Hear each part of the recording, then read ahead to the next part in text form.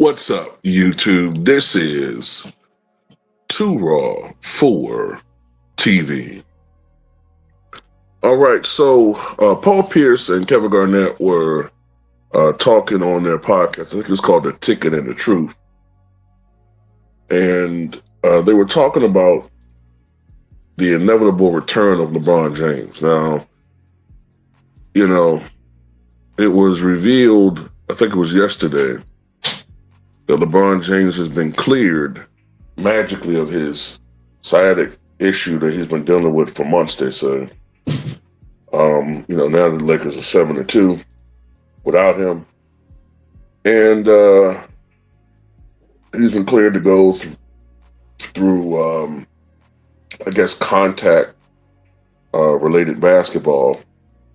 And then he'll be reevaluated in 1 to 2 more weeks as far as whether or not he'll be able to make a return. So that means he could be back as soon as maybe November 18th or maybe in the November 22nd or 23rd range or something to that effect, right? I just find it interesting that when you look at the timetable for his return, it's after they play the Bucks. And, you want to talk about somebody ducking smoke. Giannis, if I'm not mistaken, has not played LeBron James. Well, LeBron has not played Giannis in a basketball game, a meaningful basketball game, since December of 2022, if I'm not mistaken. So just want to put that out there. Anyway, a lot of people noticed that the Lakers are red hot. You got LeBron fans wishing and praying that the Lakers lose because they're not real basketball fans. They're just followers of a cult. And a lot of people are concerned that LeBron James will come back and ruin their chemistry. One of those persons is Paul Pierce. Paul Pierce says that if LeBron James, and I know I didn't have the clip for the other part of this opinion of his, but he said if LeBron James isn't willing to come back and come off the bench, which is something that Ticket TV brought up yesterday, I agree with that. He said if he's not willing to do that, LeBron's just going to come back and screw up all of the continuity and the chemistry these guys have, and they're going to lose in the first round again. He said if he's not willing to do that, to compromise, then the Lakers should trade him. If I'm the GM, I'll trade Bron. You ain't even got him on the court yet. Well, it's not going to work. We already seen what it looked like last year. We got swept. You basically saying you don't want Bron. I'm just trying to develop for the future. So that's why we traded. This year with this team? Yeah, they're going to get swept this year, this team. With Bron or no Bron? With Bron. This team right now is the same team that if they play, I got Houston beating them. I got OKC better than them for sure. I got Denver better than them. And they might not want to see Golden State, a healthy Golden State team.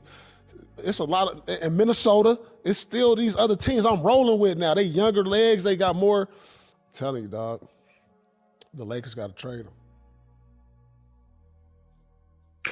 I see LeBron fans on X/Twitter, LeBron fans on other social media sites where they're showing Paul Pierce's opinion on this, calling Paul Pierce a hater. These guys aren't really basketball fans, man. These guys are not basketball fans. They're, like I said before, a lot of these people are cult members, and they're not interested in doing what is necessary for the Lakers to win a championship or be at least in the championship picture. They only want this guy to go out there and look good and get praised, and if the team loses, they'll blame others. They'll blame others. And, look, man, that's not an asset that you need if you're a fan base or you're Lakers. Honestly, man, if this guy comes back and they start losing, they got to trade him. Because, look, what was it I saw last year where when LeBron James was in the starting lineup the last couple of years, the Lakers have a net negative when it comes to points compared to the opposition, right? And largely that's because especially now that Luka's back, and we saw some of that when Russell Westbrook was out there. LeBron James needs the basketball a lot more. Yes, he does play off the ball more than he did before. He does. He plays off the ball more than he did before. But he still generally needs the basketball a lot. Yeah, his shot attempts may be less than an Austin Reeves or a Luka, but that's only because he drives the basket a lot and he does get higher percentage scores. But on the other end of the floor, his lack of defense hurts you. LeBron James at this point, man, he would be such a weapon coming off the bench, going up against the second unit. But, honestly, he's probably not going to do it. And that's going to be the catalyst for, I think, honestly, the Lakers trading him, because it'll prove once and for all that unlike Michael Jordan, unlike everybody else that's done it, Larry Bird, he only cares about himself. And only presenting narratives where others will get the blame when things go wrong. He's quick to point out it ain't just him and Luka out in the basketball court when they lose, but say, for instance, when the when the Cavaliers defeated the Warriors back in 2016, he made sure he said that right there made me the GOAT. He didn't say that shot right there made Kyrie Irving the best point guard in the NBA. No, or the best guard in the NBA. No. He said that right there made me the GOAT. See, that's how it works. When everything goes right, he gets all the credit.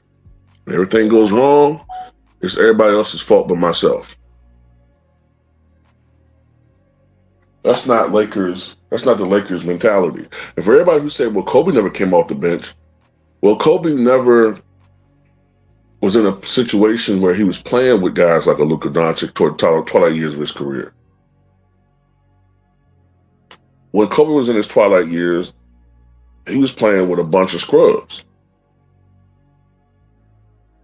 But if he was playing with a superstar, or he was playing with one or two superstars, and the opportunity presented itself that he should come off the bench, then I'm pretty sure he would have done that. If that was what's best for the team, he would have done that. But anyway, that's all I got to say about it. Tell me what you guys think.